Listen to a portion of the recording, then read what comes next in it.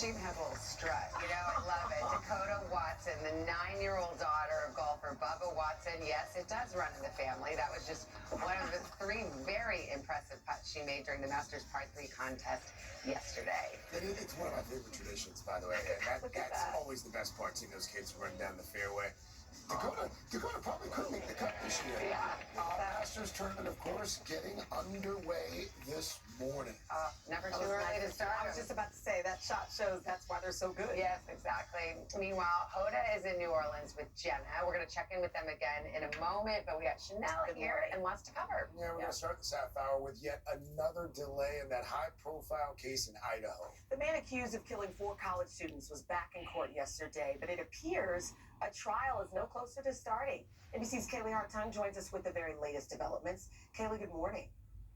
Hey, good morning, guys. So Brian Kohberger's legal team has been trying to get the case moved out of Latah County, and while the judge pushed back a hearing to determine the trial location until late June, we did get a preview of some of the arguments the defense may use. Where do we go from here?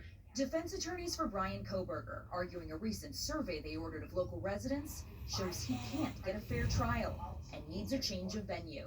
81% of those who had heard about the stalking took a position that Mr. Kohberger is guilty. These are deeply held opinions in this community within this jury pool.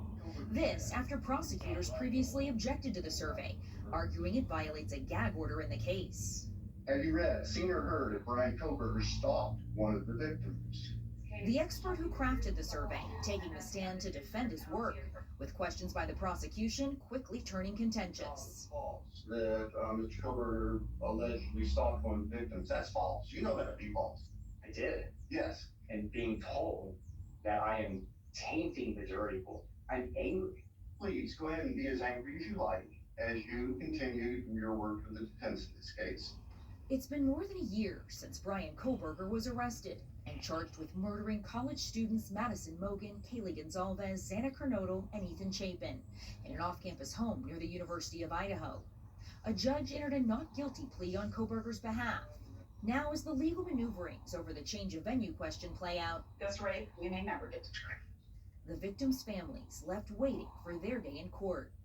Kaylee Gonzalez's parents, Steve and Christy, voicing their frustration on the YouTube channel The Interview Room earlier this week.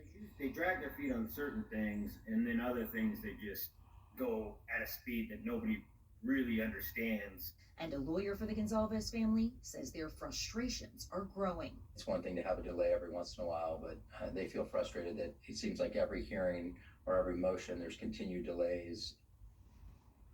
Again, no trial date has been set, and the hearing to discuss moving proceedings out of Latah County have now been pushed back to the end of June. The judge has also not yet decided whether the defense will be allowed to continue with that controversial survey. Guys, another important date to keep an eye on, April 17th, next week. That's the deadline for Kohberger's legal team to submit information about his alibi on the night of the murders. Guys. All right, Kaylee, thank you. And we're joined now by NBC News legal analyst